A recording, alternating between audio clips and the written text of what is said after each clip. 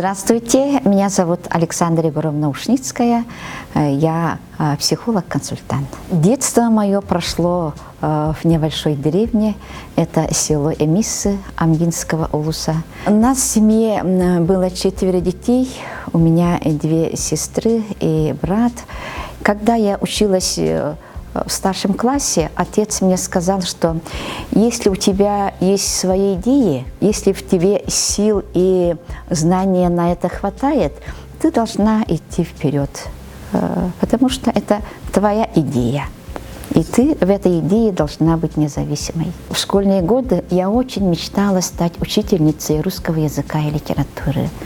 После окончания школы я пошла сдавать документы, но мне там сказали, что документы у меня не могут принять, потому что у меня не было в аттестате оценки по иностранному языку. Потому что у меня в школьные годы не было обучения иностранного языка. Я поступила на математический факультет, и мне там очень понравилось. И после окончания университета я проработала учительницей математики в Ажелунской средней школе Чурапчинского улуса, и потом переехала в Соттинскую среднюю школу. Я так благодарна директору Соттинской средней школы тех лет, Михаилу Николаевичу Абрамову, который неожиданно в одно утро вызвал меня к себе в кабинет и сказал вот совсем молодой учительнице: Александра Егоровна, я вам предлагаю профессию нового времени. Вы слышали когда-нибудь, чем занимается социальный педагог? А в то время их в республике-то почти не было. И он мне доверил эту работу. Он сказал: вот вы будете социальным педагогом нашей школы, потому что я вижу в этом перспективу для вас.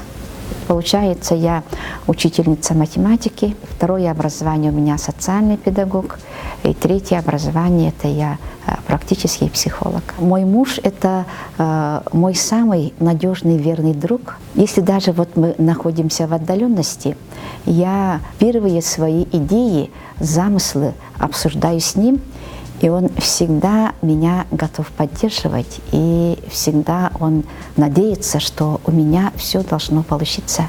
Я с его стороны чувствую, конечно, большую поддержку. Мы прожили с ним вместе около 20 лет, и мы никогда даже не ссорились. И когда даже мы решили, что нам надо на отдельных территориях жить, мы об этом даже обсуждали. И я думаю, у человека-то смысл счастья в разном. Я очень серьезно занимаюсь профилактикой суставных заболеваний, остеохондроза, остеопороза. Многие якутяне знают, что я достаточно тесно работаю с Монголией, и благодаря посольству Монголии мы разработали программу профилактики. Но, конечно, это очень отдаленное место, дорога тоже сложная, но, несмотря на это, люди стараются туда выезжать. И я встретила очень интересного тренера, вы его все знаете. Мы в одно время были студентом университета. Это Готовцев Валерий Иванович. Это общественный тренер, который 10 лет безвозмездно каждое утро возле театра оперы и балета проводит утреннюю гимнастику по профилактике суставных заболеваний. Благодаря тренеру Валерию Ивановичу я полностью освободилась от ревматизма. Я полностью освободилась от артрита, артроза. Наверное, 5-й год, как я начала у него заниматься. Но я, как прилежная ученица, теперь сама тоже провожу по его программе мастер-классы. У меня мастер-классы проходили в городе Москве, в тибетской клинике для докторов, и мастер-классы проходили еще в Казани. Но это для меня как хобби. И каждое лето мы с Валерием Ивановичем ездим в село Чакыр на турбазу, на берегу прекрасной Амги. Мы 5-й год там организовали летний отдых с профилактикой суставных заболеваний для взрослого населения. Когда у меня появляется достаточно много свободного времени, я люблю ходить по битым стеклам. Я на них могу потанцевать, попрыгать, полежать. Это я давно, это у меня более 20 лет. Много чем я занималась. Были удачные опыты и были неудачные опыты. Те, кто меня сейчас смотрит, наверное, о неудачном опыте, наверное, помнят, да? Но я стараюсь все равно всем переносить пользу, и каждую ошибку я стараюсь исправлять. Но ошибка исправляется-то не за один раз. Поэтому, конечно, ошибки тоже бывали, но их немного.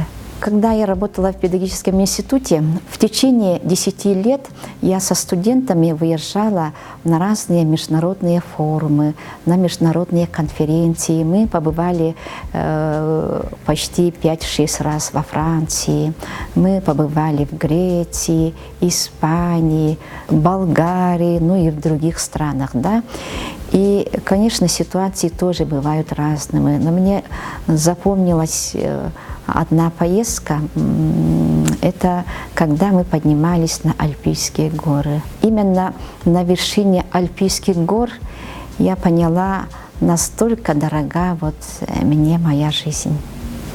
Там была такая ситуация, что у меня страховка не сработала, все были в шоке, но я на этой вышине удержалась. Там были у меня и самарские коллеги, там были и мои студенты. Конечно, ощутила большой страх, но стресса не было. Первое, то, что пришло в голову, я понимала, что внизу там почти 5000 метров, а я нахожусь в таком состоянии на этом фуникулере, да, без никакой страховки. Это, оказывается, единичный случай, когда страховка не срабатывает. Меня коллеги потом спросили, какая мысль пришла в голову. Пришла в голову такая мысль. Только самое лучшее начинается в моей жизни, и неужели оно сейчас должно завершиться? Да, и сразу последовала следующая мысль. И я еще не успела написать завещание. Поэтому с того момента я так радуюсь каждому дню. Каждый день для меня это праздник. Почему я не устаю на работе? Потому что я каждый день чувствую праздник. А то, что работа – это двойной праздник. Вся жизнь человека, мне кажется, связана с детством. И оно связано с более ранним детством. Когда я впервые попала в город маленькой девочкой, да, я увидела детей, которые катаются на коньках. Для меня, для маленькой деревенской девочки, которая даже не знала, что показывают по телевизору, это было таким зрелищем, как будто я попала в совсем другую страну. Я заметила у них белые коньки. Я до того возраста вообще не знала, как коньки носят дети, да. Но мне было, наверное, 6-7 лет, может быть, скорее всего. Ну, я про это совсем забыла. Но потом, представляете, мне исполнилось 50 лет, я решила себе купить подарок, ну, как все женщины, да, себя чем-то удивить. Я купила себе белые коньки красивые. Это вообще настолько это здорово было. И я очень быстро, благодаря своему тренеру, научилась кататься на коньках. И сейчас я вот, когда выезжаю в разные города, я обязательно иду в каток. То, что я сейчас живу в городе Казань, многие знают, это было для всех, наверное, неожиданностью. Но первым человеком, который одобрил мое решение, это была моя семья. Они поддержали. Но этот переезд для меня был очень спонтанным. В прошлом году, в начале сентября, я выехала в Самару на международный форум психологов. И это находится недалеко от Казани. Я решила поехать в Казань. И желанием познакомиться именно с работой Института повышения квалификации учителей Казанского федерального университета. Записалась на курсы. Руководство института минут 15 со мной пообщалось. И когда они услышали о моих проектах, у меня их достаточно много, у меня 15 авторских проектов было, а в данное время у меня параллельно работает 5 проектов. И когда я им рассказала про проект «Мой старт», «Идея, действие, успех», и про проект по работе с учителями и педагог-инноватор, они очень заинтересовались и сказали, что эти проекты имеют всероссийское значение, надо их реализовать в других регионах. Они спросили, есть ли у меня такие планы. Я им сразу честно сказала, что у меня таких планов нет, и проекты мои ориентированы на школы республики, именно нашей Якутии. И на следующий день они конкретно мне сделали предложение, не хочу ли я попробовать реализовать свои проекты на более широком масштабе, и не хочу ли я проводить свои авторские курсы именно в Татарстане.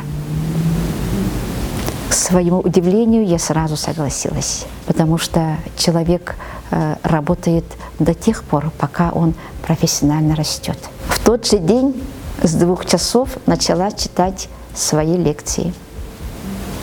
За неделю на моих лекциях побывало 400 учителей и руководителей Татарстана. Все они написали отзыв. С их отзывами ознакомилось руководство именно Приволжского института Казанского федерального университета. И они сказали, все хотят посетить ваши занятия, и это очень важно было. Но мне понравилось. Я уже на днях вылетаю. Я даже достаточно соскучилась по общению со своими коллегами. Такой возраст, когда достаточно мы вложили на развитие детей, и теперь они сами о нас заботятся. В первую очередь вся семья обо мне заботится, включая и, конечно, моего супруга. В нашем Северо-Восточном федеральном университете я многому научилась благодаря своим коллегам, благодаря именно руководству, благодаря их требованиям. И мне кажется, наш университет является одним даже из рейтинговых вузов всей России, как и Казанский федеральный университет. Поэтому я чувствовала себя вполне комфортно. Я ни разу не чувствовала того, что я чем-то от их преподавателей отличаюсь. Хотя, конечно, это большой город, но очень спокойная, тихая обстановка. И человек душевно отдыхает. И комфортно живется в том плане, конечно, там очень чисто, дороги отличные. И совершенно недалеко от того микрорайона, где я живу, есть уникальный парк, парк Урицкого. Там такая зелень. Самое главное отличие, в этом парке ничего не продается. Там нет даже громкой музыки. Судьбу строит сам человек. Самое главное, человеку надо научиться управлять своими мыслями. И надо научиться правильно использовать свои мысли, тогда в жизни все получается.